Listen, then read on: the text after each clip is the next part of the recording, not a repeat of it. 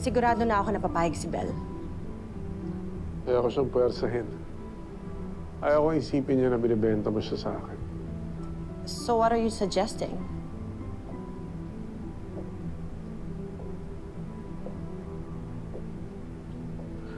I have an idea.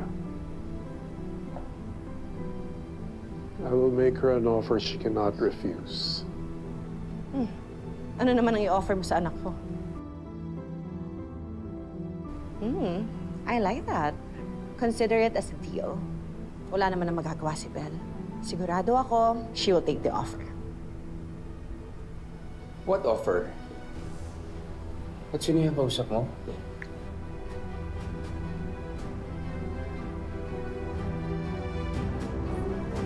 Via, what offer? At sino yung kausap mo? Si Mr. Alarcon. Friend ko na business owner. Yung may-ari ng Bloom Sense. Oh, parang narinig ko na it's about Belle at pinag-uusapan niyo na parang pumayag siya to do something. Gusto niya kasing kuhaning model si Belle. Nagandahan kasi siya nung Campus Queen Contest. So gusto niyang offeran ng kontrata yung anak natin. Wag! Maawa ka sa sarili mo. Huwag mong gawin yun. Mas naawa ko sa parents ko. Anak ka nila. Dapat pinoprotektahan ka nila. All my life, pinotektahan nila ako. This is my chance to give back. Pero anak ka nila. Duty nila na mahalin ka. Totoo kong magulang iniwan nga ako. What? What do you mean? Alam na ba ito ni Belle? Hindi pa. Hindi pa. Sigurado naman ako na papayag si Belle. Malaking tulong to sa atin financially. And malay mo, baka sumikat si Belle. Okay, stop. Bakit? Kung kausapin mo yung tao, parang you're confirming na papayag na si Belle, hindi mo pa nga alam kung ano yung priority ng bata. Gusto niyo ba magtalo na naman kayo? Look, if I were you, tignan mo kung ano sasabihin niya. At mag-usap kayong maayos, ha?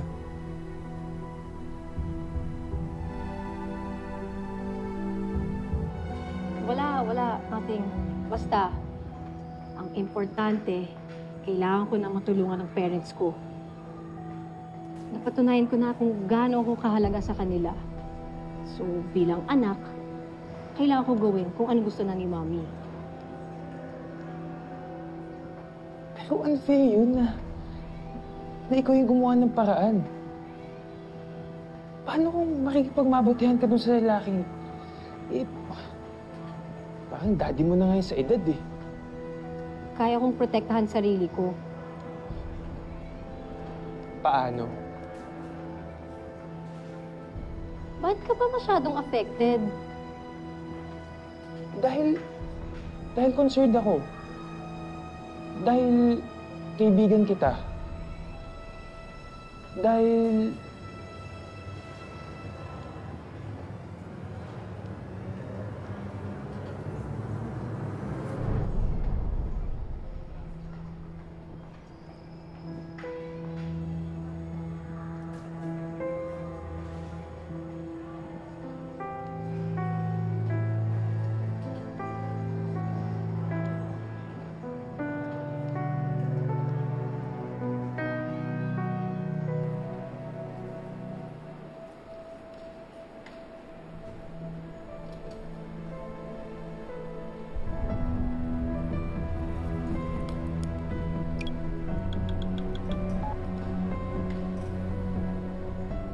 Your number cannot be completed as dialed.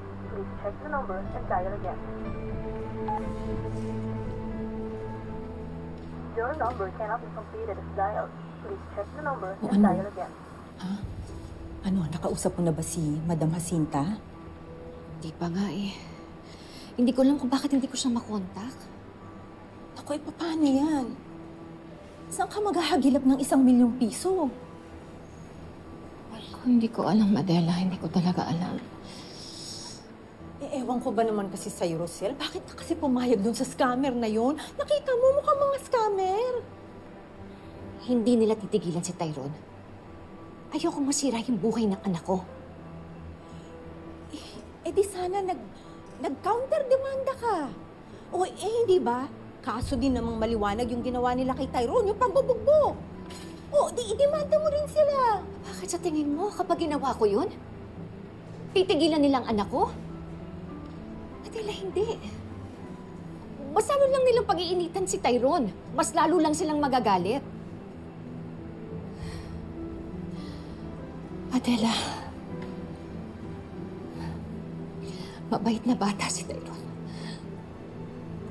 Ayoko masira yung buhay niya.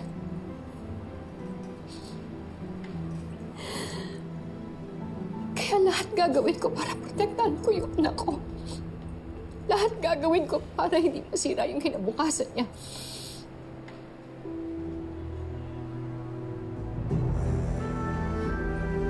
Rosel, baka naman panahon na. Baka kailangan mo na talagang lapitan ng tatay ni Tyrone. Si Chris. Hindi ko alam, Adela. Hindi ko talaga alam eh. Rosel, sino pang lalapitan mo? Kahit si Madam Jacinta, hindi yun basta-basta magpapakawala ng 1 milyon nang dahil lang kay Tyrone. Mahirap lang kasi dahil... Kasi may pamilya na si Chris. May anak pa siya. Ano na lang sasabihin nila? Rosel, mahalaga pa ba yun kesa sa kapakanan ng anak mo? Tandaan mo, anak din ni Chris si Tyrone. Kaya may obligasyon siya at responsibilidad na pangalagaan at protektahan ang kinabukasan ng anak ninyo.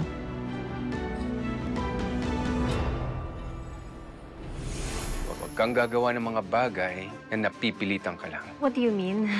May sinabi sa akin ng mami mo. Oh, Bakit bigla mong naisipang puntahan si Sir Chris? Ano pakay mo sa kanya? I'm sorry, Tali. Pero tigilan na natin to. Wesley! Sir Chris! Si Malu po, hindi niya na po ba naalala? Kanina pa kita hinihintay. Bakit mo kailangan makausap? Ganyan mo ba talaga tatuin anak mo? Kailangan pa makipag-appointment para makausap ka? Kamusta, Malu? Long time no see, ah. Anong kailangan mo? Isa lang naman ang gusto kong malaman. Nasaan ang anak ko? Chris,